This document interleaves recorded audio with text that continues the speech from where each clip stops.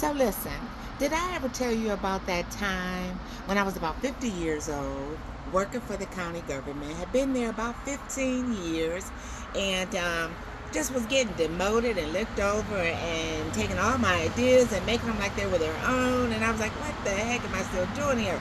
50 years old, I'm no closer to retirement because, of course, every time I got closer to the retirement, they moved it up 5 years or something. And so one beautiful day, as I was in a meeting with my supervisor and her supervisor, and I watched as she just made up a story on me, what she wanted them to believe. And of course, they was going to believe her because they didn't know me like that. And I remember sitting in that meeting, and as they were talking, I just stopped them and I said, listen. And I started looking around the room, and I asked them, as the man was pointing his finger in my face and telling me whatever he was telling me, man, yeah, I literally stopped and asked if I was being punked. I just knew Ashton Kutcher was going to run out from over there in the corner somewhere.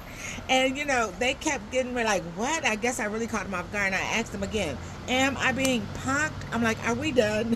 That was literally my last day. I actually went to my desk, which I had already removed so many of my personal items. I guess God had been telling me already, listen, girl, this is coming to an end. But I already had on my drive resignation letter. So all I did was plugged in the date, plugged in the name, and then I politely printed it out, signed it, took it to my supervisor's supervisor, who never looked up, by the way, when I brought it into him, and told him that, oh, this letter, it's dated 2 weeks ago, and so today is my last day. Peace and blessings to you all. And I walked away from that job. Yes, I did, too. And did I have a plan? Sort of, because about 6 months earlier, I took a course. I had started carousing because I always knew that I had what it took to work for myself. Like, I always felt like I was, like, smart, capable. I could comprehend things. I was creative. On all the jobs that I had been on up to that time, they were jobs that allowed me the autonomy to create the position. Like, I would create these positions for these companies that I work for, and then they would take all the credit. They didn't give me the correct pay, and I just got tired one day. I'm like, what in the world are you doing? Don't you know you want to go travel? You need some more money.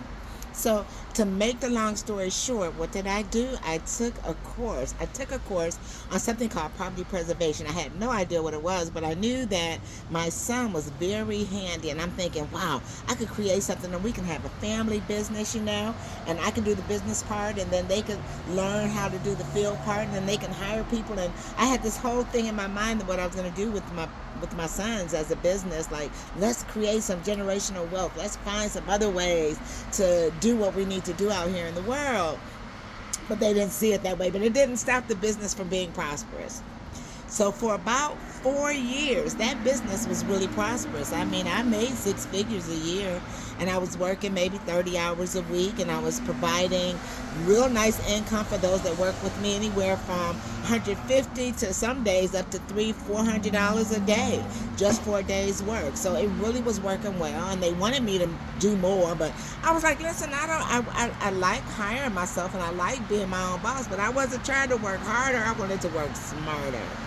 So, yep, that morphed into something else, something called real estate investing. Who knew? But in the property preservation, I had all these empty houses, these foreclosed properties that we were, taking care of for the banks. And I said, well, wait a minute. Investors want these properties. Let me connect the two.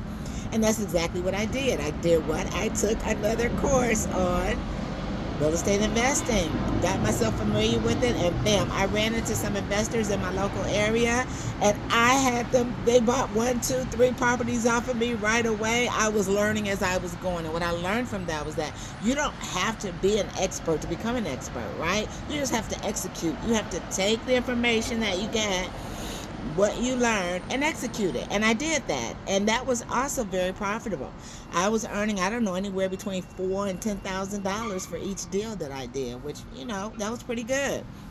It allowed me to get back some of my time, because in between payments, $4,000 or $5,000 on my job that I was working 40 hours a week, listen, I was barely getting $3,000 a pay period, right? So I didn't feel like I was losing.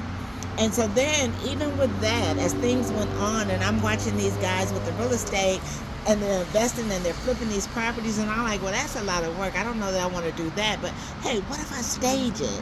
What if I stage it and then rent them out to people who are in between, selling their homes? And so I started doing that. And then I said, wait a minute.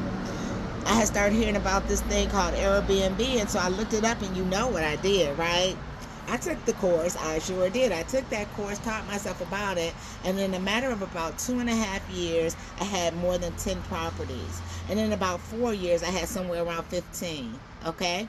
And when I tell you that my workload reduced down to about 5 hours a week, if that, a little bit more when it was time to get a new place and stage it. I might put in a good 12 hours or more, and that was in shopping for everything and then getting it set up, or arranging everything.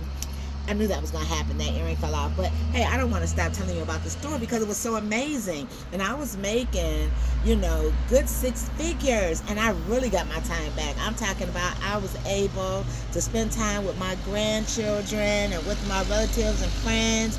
I was able to book trips and travel and do the things that I really wanted to do with the people that I really wanted to do it with. But life is funny because you got your ups and you got your downs. And so with all of that, I happened to be married at the time, and so I had some other foundation. It wasn't just me, and so I made some mistakes. I put all my eggs in that daggone basket. In the basket of that marriage, in the basket of that one business. And so when it was time to go into the valley, and trust me, all you gotta do is keep living for that time to come. Well, my husband decided he didn't want to be married anymore, so he walked away, leaving me holding all the bags. And what did I do? I had saved some money now. I did have some coins at the time, but I used them all trying to keep myself afloat. So I ended up liquidating my savings, trying to continue the lifestyle that I had been living when I was a part of a partnership.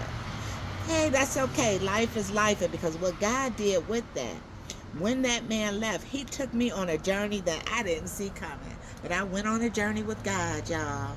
And he took me and he helped me to heal.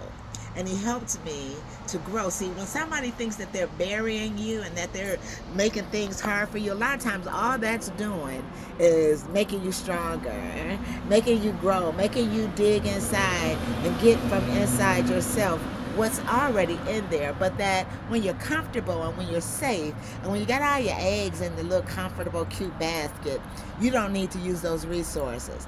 But baby, those resources presented themselves. And so now what I want to do, because I know I'm not the only one. This all started when I was about 50 years old. That's when I walked away from my job. And I was 60 when my husband decided he didn't want to be married no more. He didn't want a loyal. I was too boring. Hey, I was there. I was...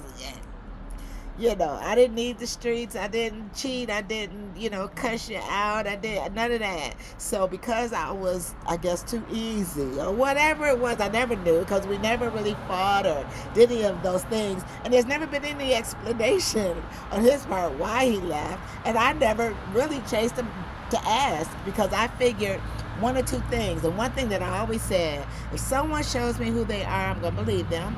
And if someone doesn't want me, I don't want them to want me. I want them to go find what they want. And I meant that. And I stood on that 10 toes, right? But here I am now, 60, and what I know is this. There's other women who have experienced or went through what I've gone through. And God didn't bring me through that and help me to overcome that for nothing. So, saying that to say, you're going to have to stick with me. I'm going to have a series. It's called Pain, Pause, and Pivot, right? To your power. Lord, it's never over. As long as you wake up every day and you have air in your lungs to breathe, it ain't over. Huh? And the latter shall be greater. So pick yourself up, hold your head up, and know that this too shall pass, whatever this too is. It will pass, and as long as you're waking up, you got a new opportunity to do what's right for you. So listen, watch out, because I'm going to be coming at you with some tips and tricks and things that I did. They're not really tricks. Some of it hurt, but all of it got me through, and that's what I'm going to share with you. Peace and blessings. I hope you have an amazing day today on purpose. Love you.